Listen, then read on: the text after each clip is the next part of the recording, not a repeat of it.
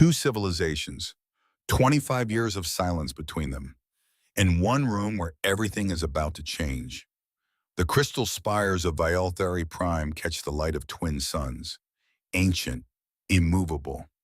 A palace grown from the planet itself, not built by hands, but summoned from stone over centuries. From above, it looks like peace. From the inside, it has always felt like a held breath. The ceremonial doors have opened 10,000 times. Today is different. Inside, 200 officials stand in perfect formation, ocean blue, unmoving. A queen on her throne still has carved ice eyes that have learned to reveal nothing. Outside, a delegation approaches down the corridor. 7 figures, measured steps, diplomatic uniforms pressed to precision. One of them carries something around his neck, small, silver, Vialthari forged. The queen sees it, and for the first time in 25 years, she moves. The throne room had no mirrors. Sarah had ordered them removed 17 years ago, not out of vanity, out of practicality. A queen who spends time looking at herself is a queen who isn't looking at her people. That's what she told the court. The truth was simpler and worse. She just didn't want to watch herself disappear. It was the 43rd formal reception of her reign. 43rd. She knew because she counted, not the way people count things they love, the way people count things that keep them anchored when everything else has gone soft at the edges. The ceremonial doors opened at precisely the 3rd chime, because they always did. Because everything in her life happened at precisely the right moment, in precisely the right order, with precisely the right amount of meaning, which was none, which was fine. She had made peace with fine a long time ago. The Vialthari court assembled in formal rows, 200 officials, all dressed in shades of deep ocean blue, the color of the empire, the color of duty. Their diadem marks glowing faintly on their necks. Hers glowed brightest. It always did. The herald raised his staff. Sarah straightened her spine. Not because it needed straightening, because the motion was automatic now. Part of the body memory of being queen. Stand, breathe, hold your face like still water. Let nothing in, let nothing show. She was very good at this. She had been good at it for 25 years. The human delegation entered from the eastern gate. 7 of them. Standard diplomatic compliment. She'd reviewed their profiles the night before, the way she reviewed all profiles, methodically, without interest. Names and ranks and service records arranged in neat columns that told her exactly who these people were and nothing at all about who they actually were. Ambassador Prentice Vole, 56, broad through the shoulders. The kind of careful that comes from decades of saying the right thing to the wrong people. He walked the way diplomats always walk. Like every step was a calculated investment. Dr. Petra Voss, 41, xenoanthropologist.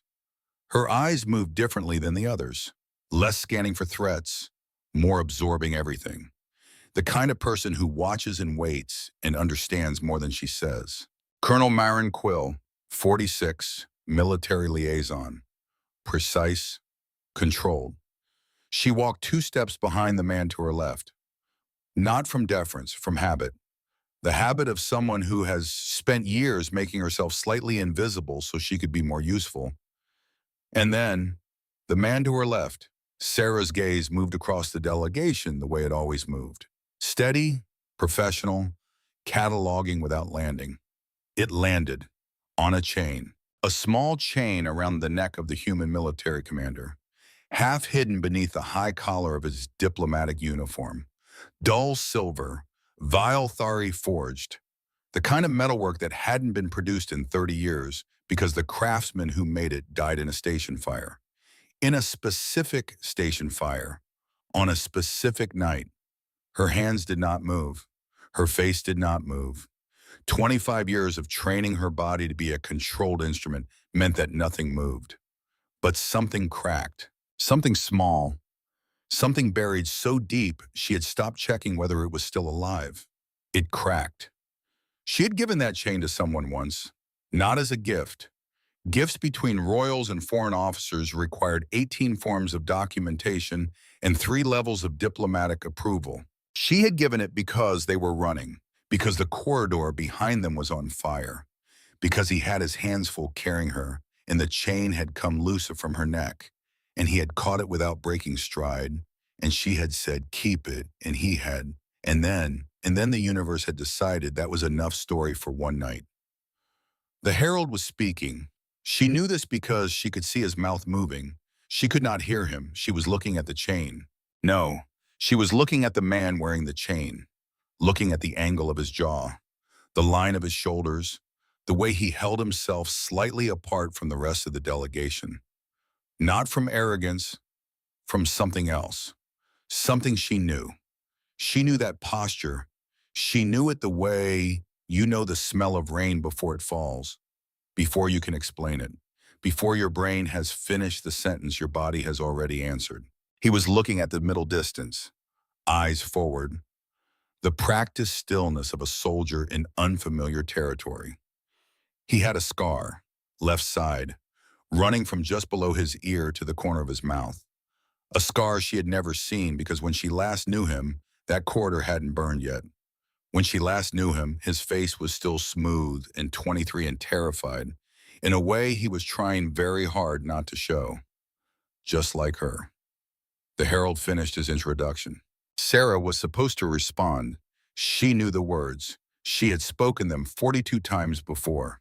Welcome, Sorncum, honor, shared hope. The formal phrases that meant nothing and smoothed everything and allowed two civilizations to sit in the same room without immediately remembering all the reasons they distrusted each other. She opened her mouth, and what came out was not the formal response. What came out was 7 words.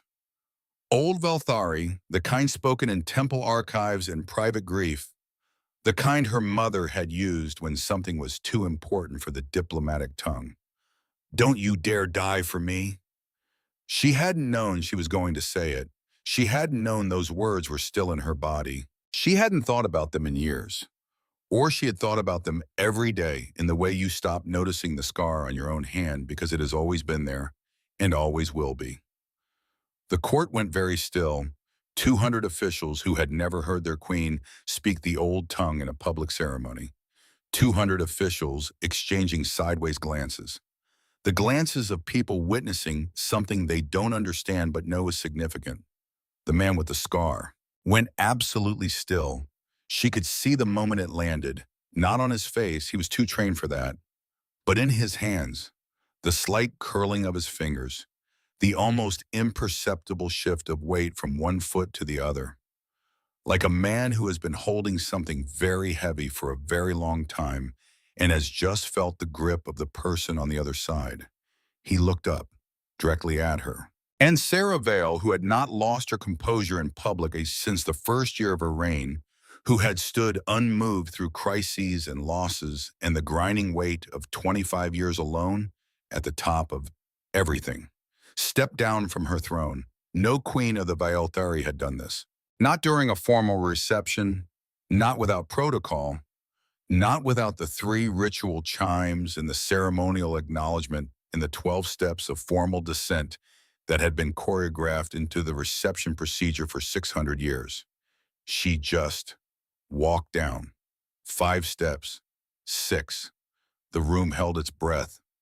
Ambassador Vol's expression went through confusion to alarm, to the diplomatic horror of a man watching his carefully arranged plan encounter something he did not plan for. Colonel Quill's hand moved toward her sidearm, stopped, because this was not a threat. This was something else entirely, something for which there was no protocol response. Dr. Voss, to her credit, simply watched, with the calm attention of someone who has spent her career understanding that the most important moments are usually the ones nobody planned. Sarah stopped in front of him, close enough to see by the texture of the scar, the way it had healed, clean mostly, but with the slight ridge that meant the wound had been serious, had been treated in field conditions, had been the kind of thing that, stop, she reached up, slowly. She was aware in the way you are aware of things happening at a critical distance from your normal consciousness, that every person in this room was watching her hand move through the air toward the face of a foreign military officer. She was also aware that she did not care. Her fingers touched the scar. He didn't flinch. He didn't move. He stood very still and let her, and that somehow was its own kind of answer. Corridor 9, she said quietly, the plasma fire, the conduit that ruptured behind the cultural hall. She felt him breathe. It was you, she said, not a question. He said very quietly in the voice of a man trying to locate himself in a reality that has just fundamentally reorganized itself, Your Highness. Not her name, not the name she had told him once in a maintenance corridor on Nexus Station when she was 23 and terrified, and he was the only person who had asked for it. Highness meant he hadn't recognized her yet, which made sense. The woman she had been at 23 was a different creature. That woman had never learned to hold her face like still water. That woman had laughed loudly at bad jokes and argued about stellar cartography and cried once very briefly when she thought no one was watching because she had never been that far from home before. That woman had been easy to find. Sarah had spent considerable effort making her hard to find. So she said his name, the old one. Before ranks and titles and 25 years of accumulated distance. Rowan. The sound of it in her own mouth was strange, like speaking a language you studied as a child and haven't used since. Your tongue remembers the shapes before your brain catches up. Your body knows before you do. His face changed, not dramatically, not the way faces change in performances, the sudden wide eyes and gasping recognition that stories usually assign to this kind of moment. Quietly, the way a window changes when the light shifts outside, something in him became more present, more there, like he'd been standing at a slight remove from his own body for a very long time and had just without deciding to step back into it. Princess, he said, and then he stopped. Because that wasn't right either. Because the woman in front of him was not the princess he had known, and they both understood that simultaneously, and the understanding hung between them like a held breath. Not anymore, she said. No, he agreed. I can see that. A pause. Then very quietly, with the particular humor of a person who has survived something improbable, you cut your hair. Sarah blinked. And then despite everything, despite 200 watching officials and one deeply alarmed ambassador and the full diplomatic weight of two civilizations waiting on her next move, despite 25 years of practicing stillness, she almost laughed. The private audience chamber was smaller than the throne room, still crystalline, still luminous. The walls of this palace were alive in a way that human architecture never managed growing, rather than built responsive to the emotional weather of whoever occupied them. Right now, they glowed in a color Sarah had no name for. Not quite gold, not quite silver. The color of something being carefully excavated from somewhere. It had been buried a long time. She sat across from Rowan Dace at a table that had grown from the floor at her request. He sat across from her. They had been doing this, the looking for several seconds now, which doesn't sound like long, but the quality of this looking made it feel like cartography, like they were each mapping the distance between who they had been and who they were now, and trying to calculate whether that distance was crossable. Ambassador Vole cleared his throat. Perhaps someone could explain. In a moment, Ambassador, Sarah said, without looking at him. Vole closed his mouth.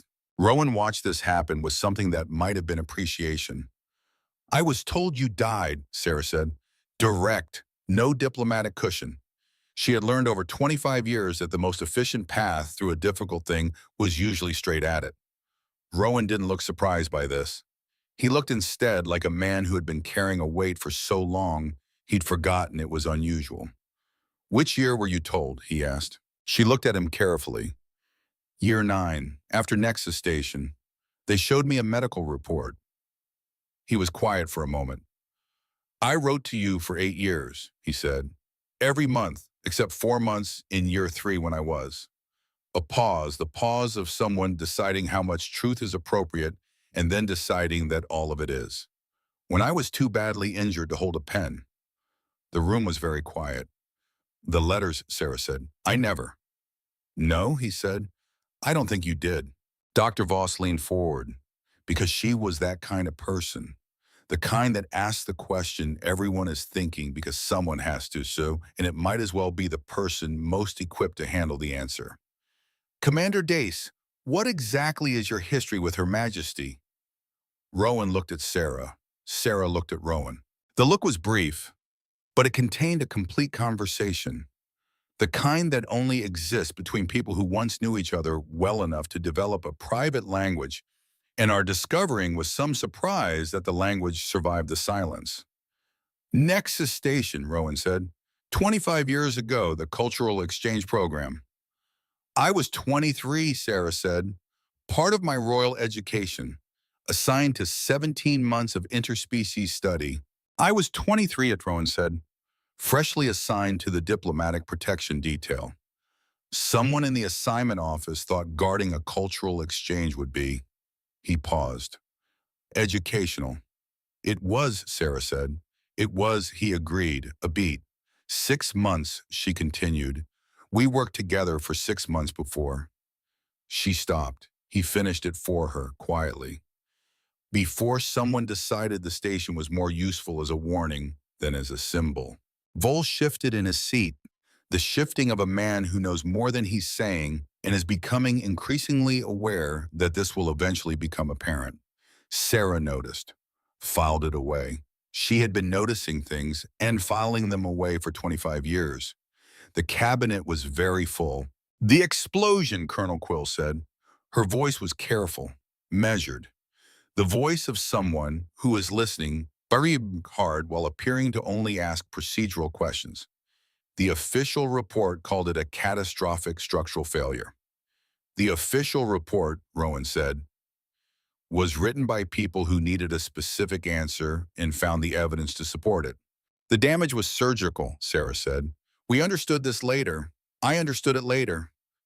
The systems that failed life support communication erased the primary evacuation corridors. They didn't fail. They were disabled, in sequence, by someone who knew exactly what they were doing. And who had access, Rowan added, to classified station schematics. Yes, Sarah said. Who had access? She said this looking at no one in particular, which meant she was looking at everyone. Here is what they did not say in that room, not yet, because some things require the space of time to be said properly, and some things require fewer witnesses, and some things require you to have a moment alone with the person you're saying them to so that the words can land without an audience and be felt before they're managed. What they did not say. That for 6 months on Nexus Station, the Valthari princess and a human lieutenant had discovered that the distance between their species was substantially smaller than anyone had told them, that it had started professionally. Of course it had started professionally. She was royalty. He was her assigned protection. The protocols were explicit and the boundaries were clear, and they had both understood this completely. And then one night at hour 3 of a joint cartography session, she had said, frustrated, my people map stars by their color. Your people map them by their distance. We are looking at the same sky and seeing completely different things. And he had said, maybe that's why we need both maps.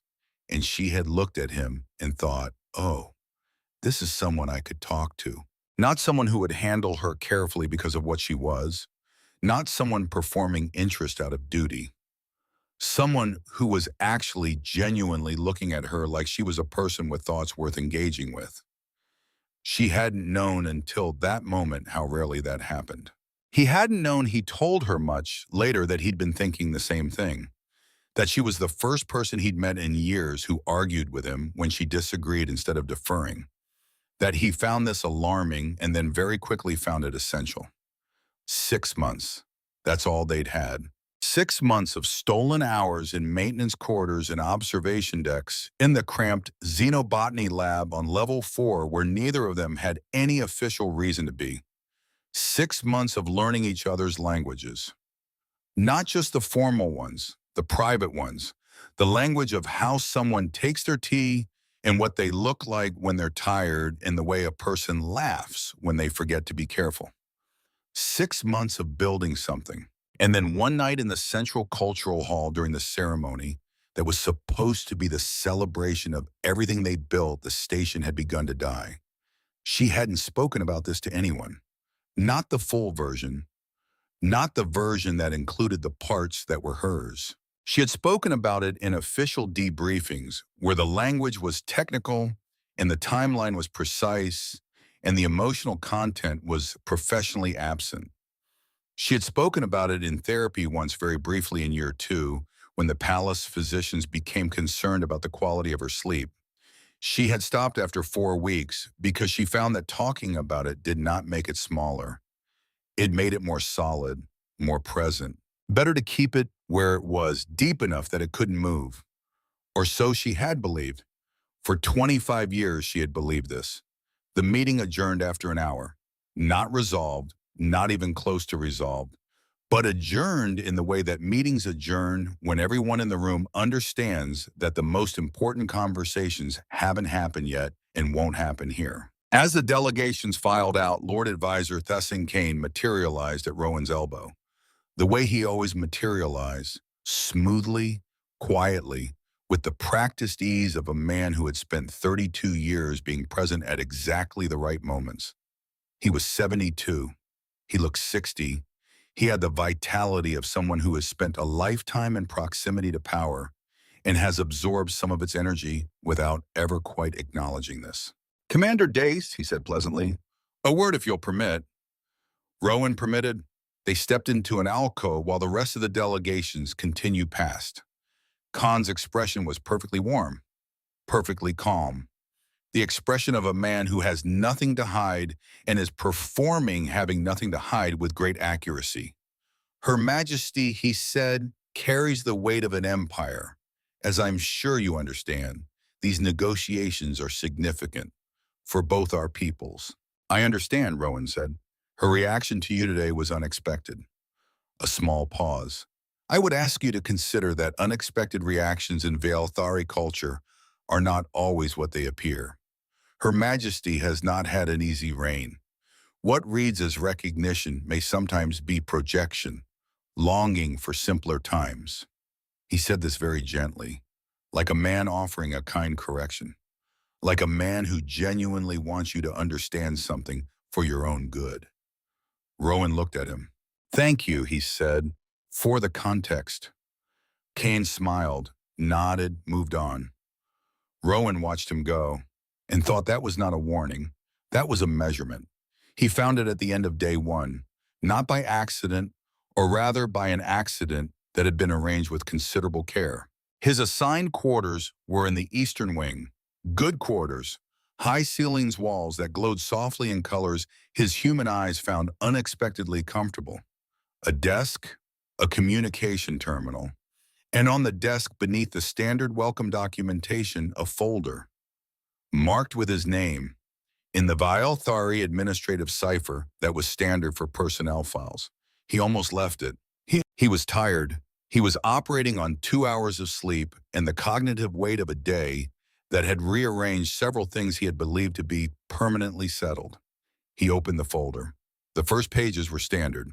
His service record, his diplomatic clearances, his medical history from the Colonial Defense Forces, and then at the back, a single document.